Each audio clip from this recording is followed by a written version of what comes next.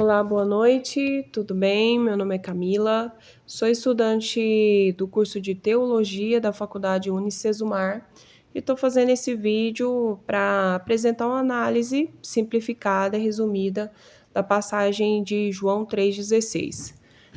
Inicialmente, né, eu peço desculpa pela luz, que eu estou fazendo isso à noite, em um horário até de madrugada, eu confesso, porque é o horário que está tudo em silêncio aqui na minha casa.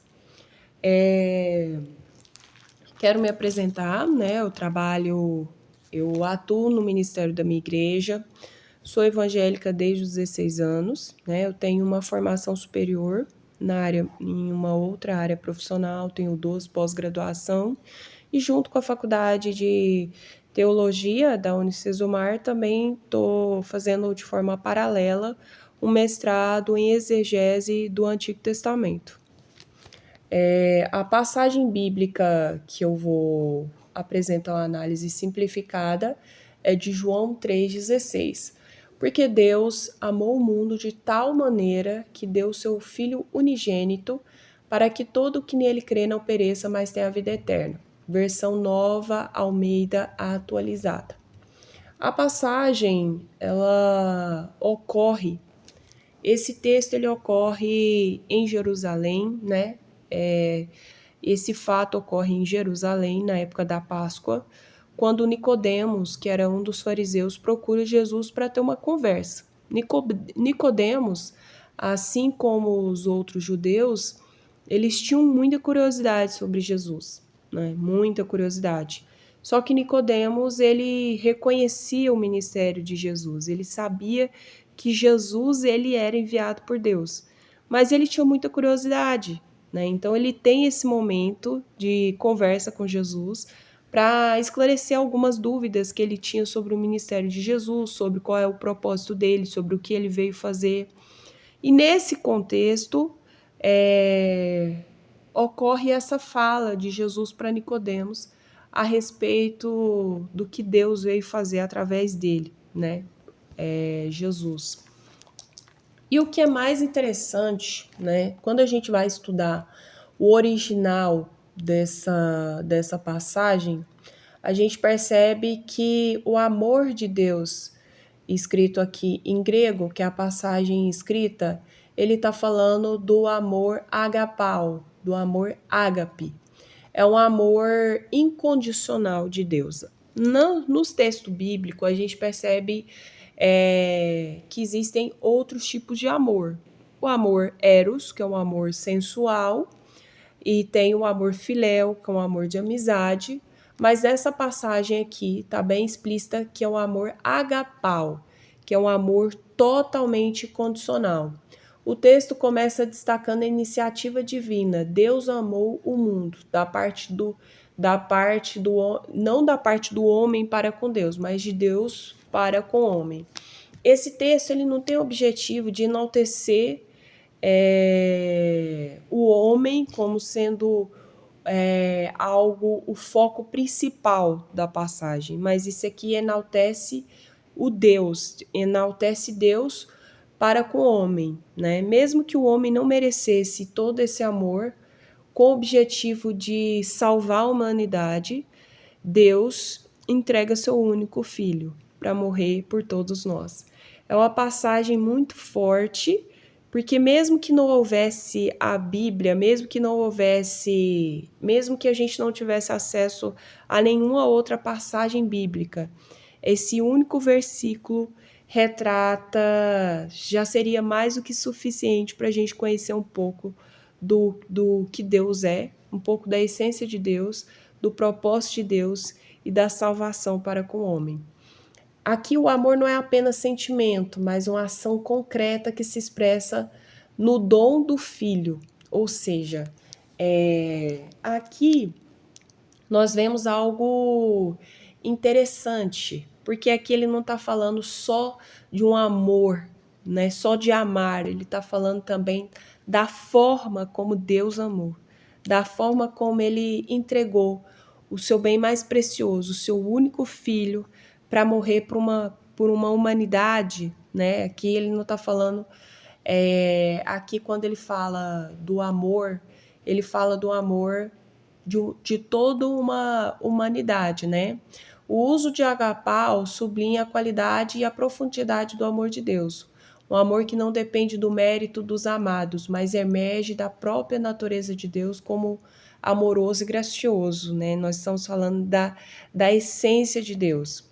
O outro ponto importante da gente falar sobre essa passagem é da dádiva do filho, né? Aqui a passagem ele expressa o como Deus deu seu único filho, né?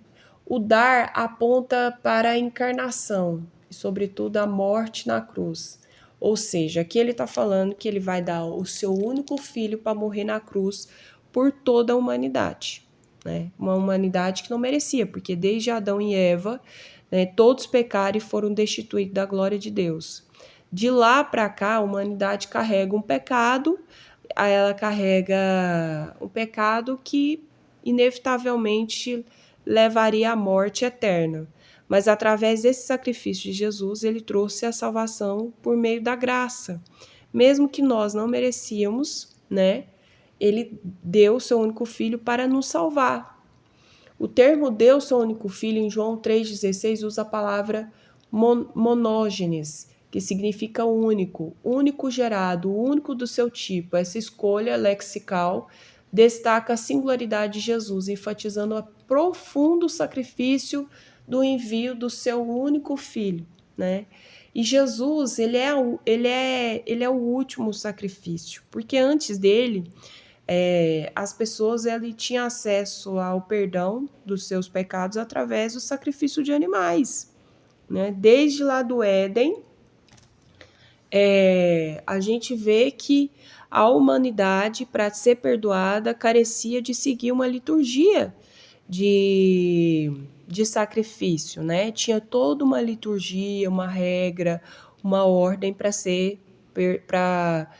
que os nossos pecados fossem perdoados.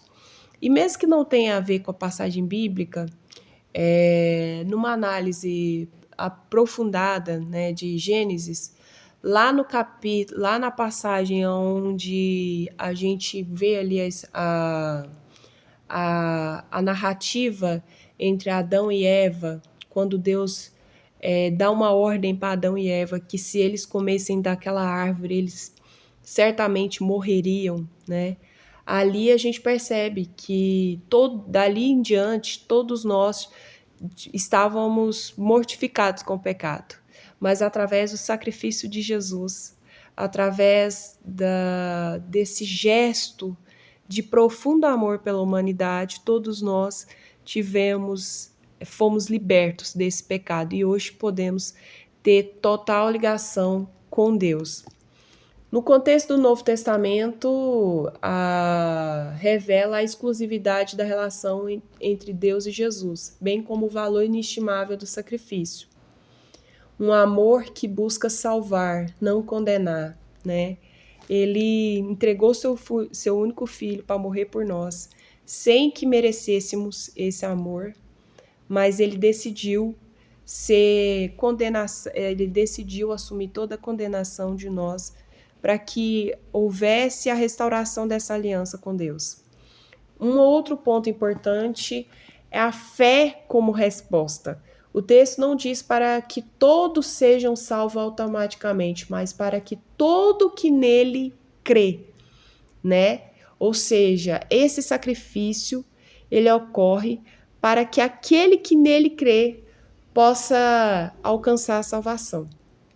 A fé em João é a confiança pessoal e entrega, não mero sentimento intelectual. Essa fé em meio pelo qual o ser humano se apropria da salvação oferecida, ou seja, através da fé, do sacrifício que Jesus fez, nós podemos alcançar essa salvação, mesmo sem nenhum merecimento, né? Já todo aquele que nele crê, em João 3,16, emprega o termo grego pitseuno, que significa crer, confiar. Confiança e um comprometimento pessoal em Jesus. O uso desse verbo é crucial para entender o convite à salvação como uma ação ativa e contínua, não apenas um assentimento momentâneo. Ou seja, aqui nós temos o foco de ter uma fé ativa e racional em Jesus, né? E um outro ponto importante são duas possibilidades. Nesse versículo bíblico, a gente percebe duas possibilidades, dois caminhos: perecer ou viver.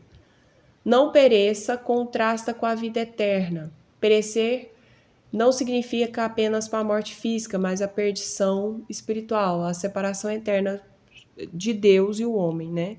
Ou seja, por que eterna? Porque o sacrifício traz a salvação gratuita. E se eu não tenho fé nesse sacrifício através de Jesus, eu estou condenada à perdição eterna, né? A vida eterna em João não é apenas uma adoração infinita, mas a qualidade de vida na comunhão de Deus já no presente. Ou seja, essa passagem bíblica, essa condição, essa profecia para nós, ela não traz somente benefícios futuros, mas presente também. E é importante a gente entender que o termo vida eterna, em João 3,16, é traduzido no grego zoe, né? Refere-se não apenas à vida biológica, mas uma forma de existência plena e verdadeira, tendo a consciência que através do sacrifício de Jesus nós somos livres, né? Nós não somos mais presos ao pecado, porque Jesus ele trouxe essa salvação gratuita para nós. E para concluir de forma bem resumida, né, a entrega de Jesus foi expressa através de um amor divino pela humanidade caída. Deus deu seu único filho por amor para satisfazer a justiça, vencer o pecado e a morte e restaurar a humanidade a um relacionamento com Deus. A entrega de Jesus não foi porque o homem merecia, mas porque Deus decidiu em total graça. E através dessa graça, hoje nós podemos ter total acesso à salvação. Ele estabeleceu uma nova aliança, não baseada em sacrifícios repetidos, como no Antigo Testamento, mas o sacrifício único, perfeito e eterno. E por isso, dessa atitude, Deus nos deu uma nova oportunidade de sermos livres e mostrou que ninguém está fora do alcance de Deus. É muito emocionante para mim, né? Muita gente fala, nossa, você está fazendo uma faculdade de teologia, com qual propósito? E eu falo para você que esse é o meu propósito. Conhecer a Deus é uma maneira de adoração, é uma maneira de gratidão por tudo que Ele fez por nós, mesmo sem o nosso merecimento. E eu pretendo continuar, né? Estou fazendo aí, junto com a teologia, o mestrado, vou fazer o Novo Testamento, assim que eu concluir, né? Que são 3 anos de mestrado, eu vou fazer também o Novo Testamento, porque eu quero continuar conhecendo esse Deus que me deu uma nova vida, me deu a oportunidade de conhecer e servir Ele com total entendimento, de forma racional, crendo que essa graça que me permitiu seguir a Ele trouxe um sentido novo para a minha vida. Não só para a minha vida aqui na Terra, mas também que eu quero continuar adorando e servindo Ele na eternidade.